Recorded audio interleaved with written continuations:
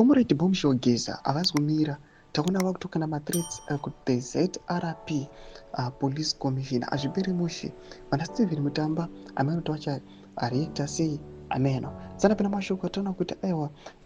Comrade Geza vachiuya vachikana mathreats the general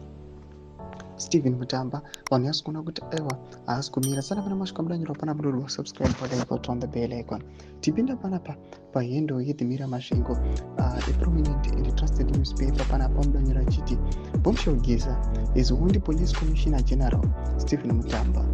against shooting any people exercising their right to demonstrate. Shoot one demonstrator and we will deal with you. He also warned Mutamba not to get involved in the fight between the war veterans and the leader of Zimbabwe, President E.J. Mnangagwa. Ndo mashwana mdanyo kwa panapa niwa kumuna The Mirror Masvingo chita aiwa police commissioner general Stephen Mutamba panapa kukwa mathreats vachidzi mukangoda kungozama zvenyu kuda kuexercise mapowers amusina nekuda kushuta aiwa mademonstrators anenge achidemonstrata peacefully aiwa muno involvwa muthe crossfire panapa tichiona achikanda mathreats akadai so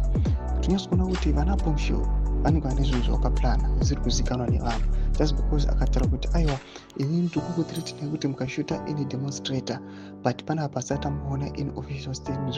rinobuditswa nemawar veterans vachiti they want to do peaceful protest but iona achitanga kuwanda mathreats akadai ndinozogona kuti aiwa Comrade Bombshell pane zvavakaplana aiwa nemawar veterans avo panapa anotoudza vana Stephen Mutamba kuti aiwa mukangoda kungopinda pane this fight inotungamirwa nyika nemawar veterans nemo muchajoinawo muthe crossfire tudze mafunguro enyu noti kuri pamusoro pechitiko ichi pinai comment section medu subscribe like turn on the bell icon.